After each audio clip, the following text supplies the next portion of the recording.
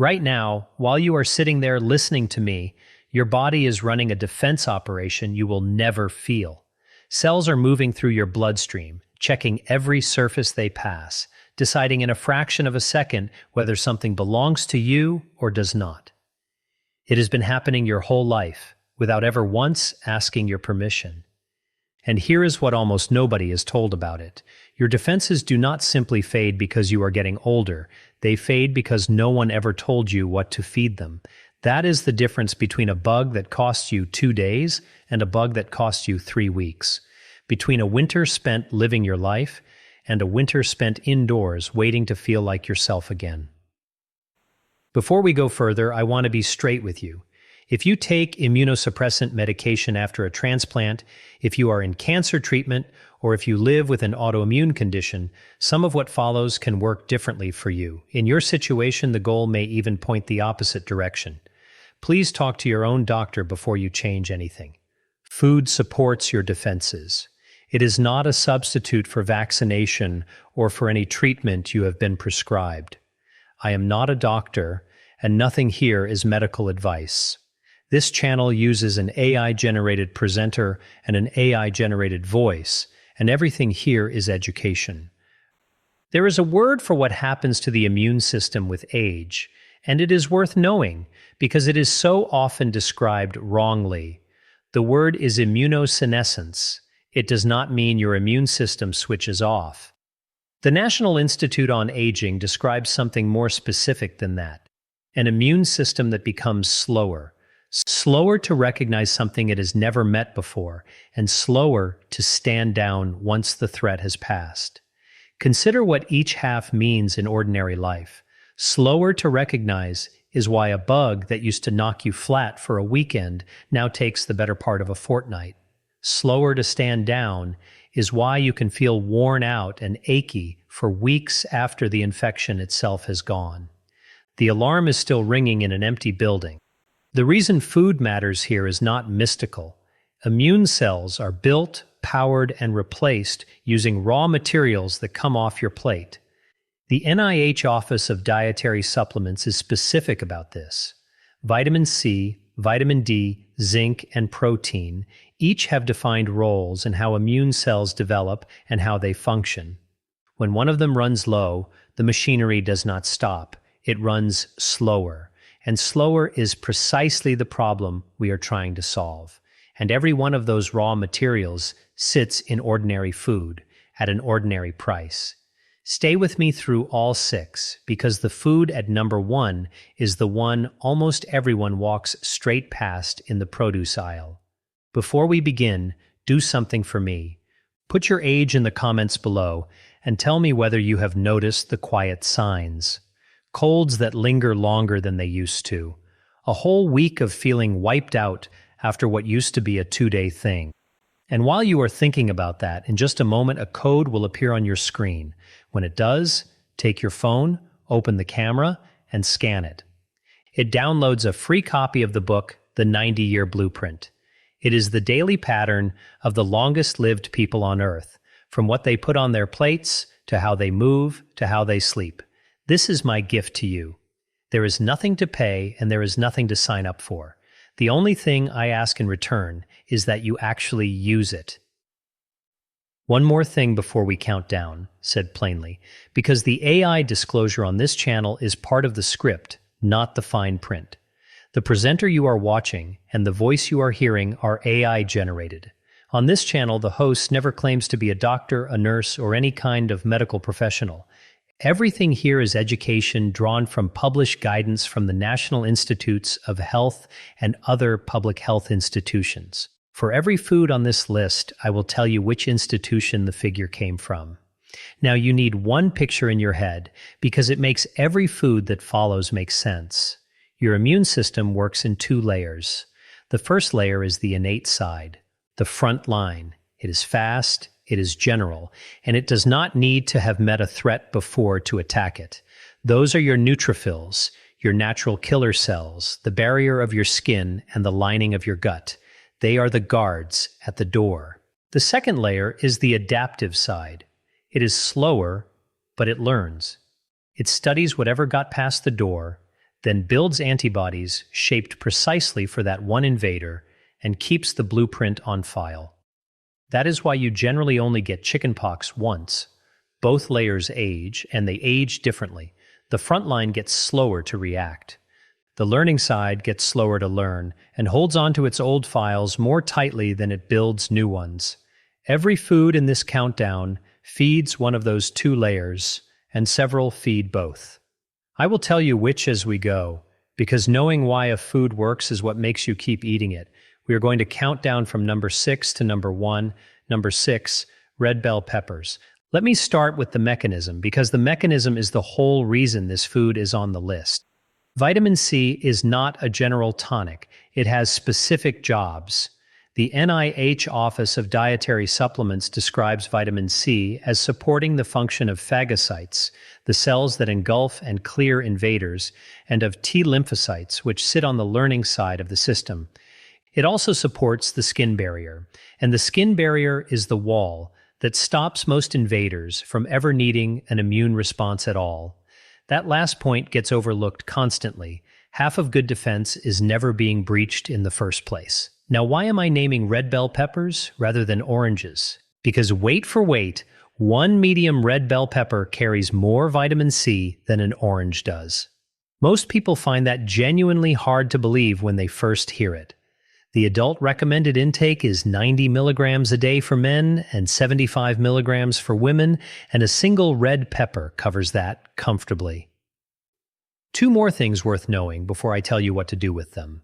Red peppers are simply green peppers left to ripen further, and the vitamin C climbs as they ripen, so the red ones earn the extra few cents. And vitamin C is fragile. Heat degrades part of it. So here is how this goes on your plate. Eat some of it raw, not all of it, some. Cut a red pepper into thick strips, keep them in the fridge at eye level rather than in the drawer at the bottom, and eat a few of them alongside lunch. Roast the rest if you prefer them soft, because roasted peppers still carry plenty, but keep some of it raw, and you keep the part that cooking takes away. If raw vegetables are hard on your teeth or hard on your stomach, slice them thinner and let them sit in a little olive oil for 10 minutes first. Same food, much easier eating. Number 5, salmon and the other oily fish. The mechanism here is vitamin D, and vitamin D turns out to be far more interesting than the bone health headline it usually gets. Vitamin D receptors sit directly on T cells. That is not a general wellness claim, it is anatomy. The immune cells that do the learning carry a docking point for this vitamin, which is why the NIH Office of Dietary Supplements ties vitamin D status to how the immune system responds rather than to bones alone. Now here's the part that matters specifically after 60. Your skin makes vitamin D from sunlight, and it makes less of it as you age. The same half hour in the same garden chair simply produces less than it did at 40. Meanwhile, the recommended intake goes up, not down. The National Institute on Aging and the Office of Dietary Supplements put it at 800 international units a day once you are past 70. So the supply falls at exactly the age the requirement rises. That is the squeeze, and it is why this food sits at number 5 rather than further down. Oily fish is the most reliable food answer. Salmon, mackerel, sardines, herring, trout. 2 servings a week is the practical target, and I want to take the expense argument away right now because it is the reason most people never start. Canned counts, canned salmon counts, canned sardines count, and sardines in particular are among the cheapest protein in the entire shop. A tin of sardines on toast with a squeeze of lemon and some black pepper takes 4 minutes and costs less than a coffee. If the bones in the tin put you off, mash them in. They soften completely, and they carry calcium with them.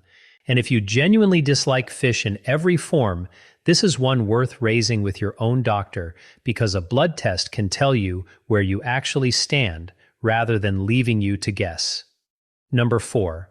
Pumpkin seeds. The mechanism is zinc, and zinc is the mineral the front line runs on. The NIH Office of Dietary Supplements is direct about this.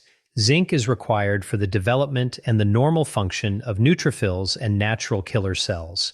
Those are the guards at the door I described earlier. They are the cells that respond first before your body has any idea what it is dealing with. Without enough zinc, that response is slower and weaker. Here is the detail that made me want this food on the list. The same Office of Dietary Supplements names older adults among the groups at higher risk of inadequate zinc intake. Not a rare deficiency, not an exotic condition. A common shortfall in exactly the group listening to me now for reasons that are entirely ordinary. Appetite drops. Meat gets harder to chew and more expensive to buy. Meals get smaller and simpler. The recommended intake is 11 milligrams a day for men and 8 for women. So what to do? A small handful of pumpkin seeds most days is the easiest habit to start because it requires no cooking and no planning. Buy them shelled and unsalted, keep them somewhere you will see them, and eat them the way you would eat crisps. But I want to be honest with you about the numbers rather than overselling one food. A handful of seeds contributes. It does not cover the whole day on its own. The strongest food sources of zinc are oysters by a long way, then beef, then crab, and then the everyday ones that most people actually eat, which are chickpeas, lentils, baked beans, and pumpkin seeds. So the real instruction is this: seeds daily, because they are easy. Then make sure at least one meal most days carries a proper zinc source with it. Chili made with beef and beans does both jobs in one pot, and it reheats better than it cooks. We are halfway down the list, and the 3 foods still to come are the 3 I would least want you to miss. If what you have heard so far has been useful, the single most helpful thing you can do is tap the like button and subscribe to the channel. That is the whole ask. No pressure and nothing to buy. Every week I sit down and go through what the mainstream institutions actually say about eating well after 60, and I bring it back in plain language, without the hype and without the fear. If that is the sort of thing you want turning up on your screen each week, you know what to do, right? Number three, plain yogurt and kefir. The mechanism here surprises almost everybody because it is not about digestion at all. A very large share of the body's immune tissue lines the gut.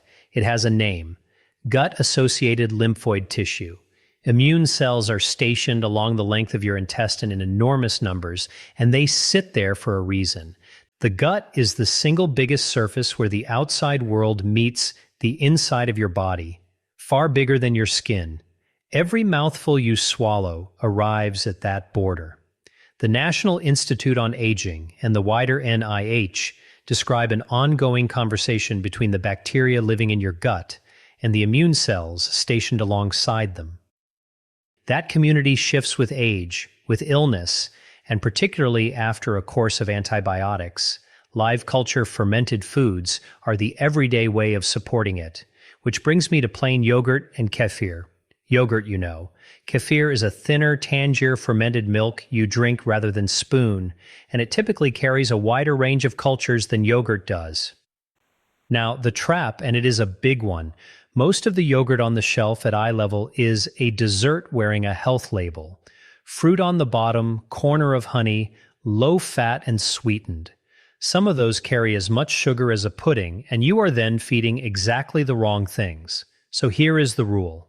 Buy it plain and unsweetened, and look on the label for the words live and active cultures. If it does not say that, the cultures may have been heat-treated out of it. Then sweeten it yourself with real fruit. Berries are ideal, because you get the vitamin C from item 6 in the same bowl.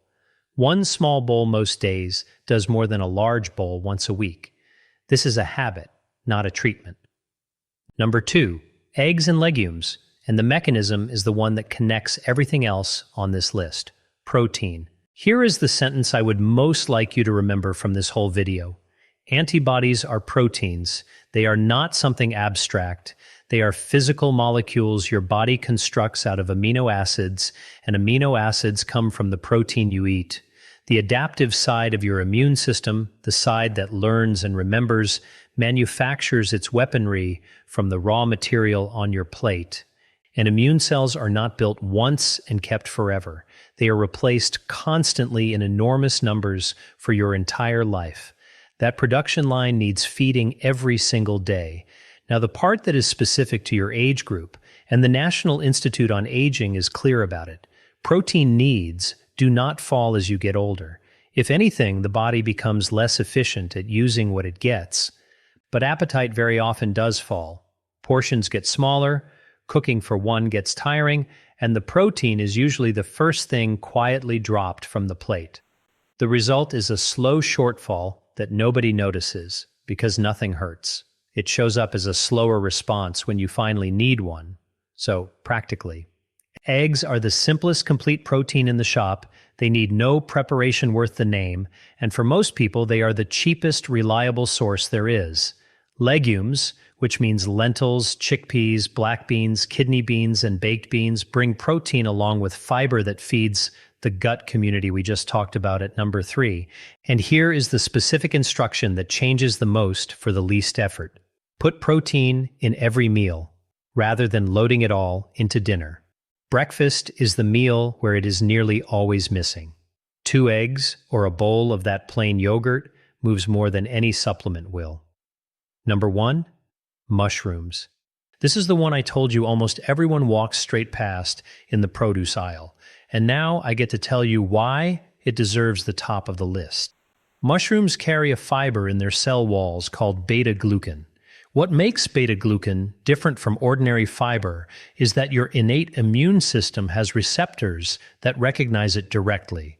This is not a food that vaguely supports your health. It is a food whose structure your frontline immune cells are built to detect and respond to. That is a genuinely unusual property, and it is why mushrooms turn up again and again in immune research rather than only in cookery books. Then there is the second reason, and it is a small piece of ordinary magic. Mushrooms make vitamin D the same way your skin does, from ultraviolet light. A mushroom that has been exposed to UV light generates meaningful vitamin D, and the USDA's own food data shows the difference between UV-exposed mushrooms and ones grown entirely in the dark is not subtle. It is one of the very few non-animal foods that delivers real vitamin D, which matters enormously if you eat little or no fish. So look at what a mushroom is doing, feeding the innate front line through beta-glucan and supplying the adaptive side with the vitamin D we discussed at number 5. Both layers from one ingredient at the price of the cheapest thing in the vegetable aisle. 2 instructions, and both matter. First, cook them. Do not eat them raw. The cell walls need heat to break down before the beta-glucan becomes available to you, and cooked mushrooms are easier on the digestion as well. Dry fry them in a hot pan with no oil until the water comes out and they start to brown. Then add your fat and your seasoning. That is the whole technique. Second, read the label and look for the words UV exposed or sun-dried. Not every shop stocks them yet, but more do every year, and it costs no more than the ordinary ones. Chestnut, button, portobello, shiitake, oyster, any of them. A big pan of browned mushrooms, 2 or 3 times a week, folded into whatever you are already eating. Now let me put the 6 back together because the way they work is the actual lesson here. These are not 6 separate pills that happen to be food. They are a system feeding a system. Go back to the 2 layers. The innate side, your front line, needs zinc so that neutrophils and natural killer cells develop and function properly. That is the pumpkin seeds at number 4.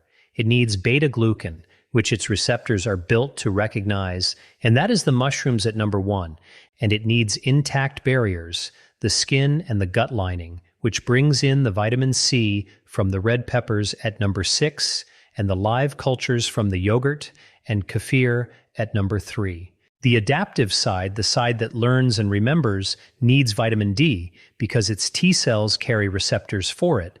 That is the salmon at number 5, and again, the mushrooms at number 1. And above everything else, it needs protein because the antibodies it builds are made of protein. That is the eggs and legumes at number 2. Look at the overlaps, and you can see the design. Vitamin C is doing 2 jobs, supporting immune cells and holding the barrier. Vitamin D arrives from 2 completely different foods, one animal and one plant. which is exactly what you want when one of them might be missing from your diet. The gut appears twice, once as a barrier and once as a community. Protein underwrites the whole operation because every cell and every antibody is built from it. That is why no single food on this list is the answer, and why anyone selling you one is not telling you the whole story. The strength is in the overlap. So here they are, all 6 in order. Red bell peppers for vitamin C, salmon and oily fish for vitamin D, pumpkin seeds for zinc, plain yogurt and kefir for the gut and its cultures, eggs and legumes for protein, and mushrooms at number 1 for beta-glucan and vitamin D together. 6 ordinary foods, not one of them rare, not one of them expensive, and not one of them requiring you to cook anything complicated. I would be doing you a disservice if I stopped at food, because there are things sitting alongside your plate that matter every bit as much, and some of them are free. Sleep first. Your immune system does a great deal of its work while you are asleep, and short sleep is one of the most reliable ways to blunt it. This is not about a perfect 8 hours. It is about protecting the sleep you get. Movement next. Regular moderate activity supports immune function, and the National Institute on Aging's guidance for older adults is unambiguous about it. A daily walk counts. It genuinely counts. Then muscle, which is connected to the protein at number 2. Muscle is not only for strength and balance, it is the body's reserve of amino acids, the store it draws on when it needs to build something quickly. Keeping muscle after 60 means eating enough protein and using the muscle you have. Stress, honestly said, long-running stress affects immune function. I am not going to tell you to eliminate it because that is not advice. It is a slogan. But protecting one part of your day and keeping the company of people you like is doing something real. And vaccination. Whatever your own doctor recommends for you at your age, staying current with it does more for your winter than any food on this list. Food supports your defenses. Vaccination trains them. 2 simple things to raise at your next appointment. First, ask whether a vitamin D blood level makes sense for you, because it removes all the guesswork from item number 5. Second, ask whether your vaccinations are up to date, and let them tell you rather than trying to remember.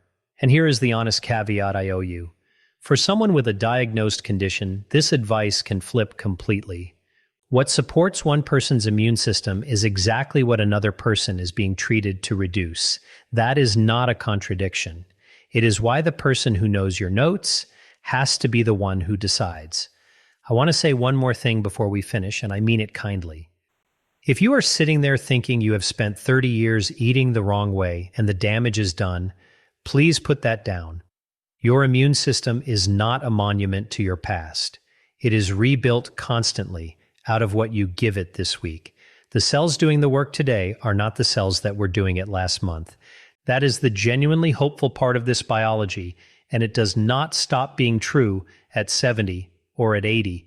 You do not need all 6 by tomorrow. Add 1. Let it become ordinary. Then add another.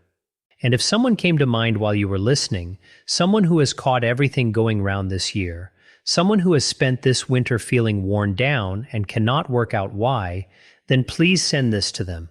That one small act may do more for them than anything else you do this week. And to say it once more, because it matters more than anything else I have told you tonight, if you take immunosuppressant medication, if you are having cancer treatment, or if you live with an autoimmune condition, do not act on this video on your own. For you, the right direction may be the opposite of what I have described, and only the doctor holding your notes can tell you which. Please speak to them before you change your diet, and before you start any supplement at all. I am not a doctor, and nothing here is medical advice. That is all 6. If that code is still on your screen, scan it now, and the 90-year blueprint is yours. It is free, it is a gift, and the only thing I ask is that you use it. If this was useful to you, subscribe, because there is a new one every week, and I would like you here for it. And do tell me in the comments which of the 6 you are going to add first. I read them, and I promise you the answer is more interesting than you would expect. Look after yourself this week. Eat well, move a little, sleep properly, and I will see you next time.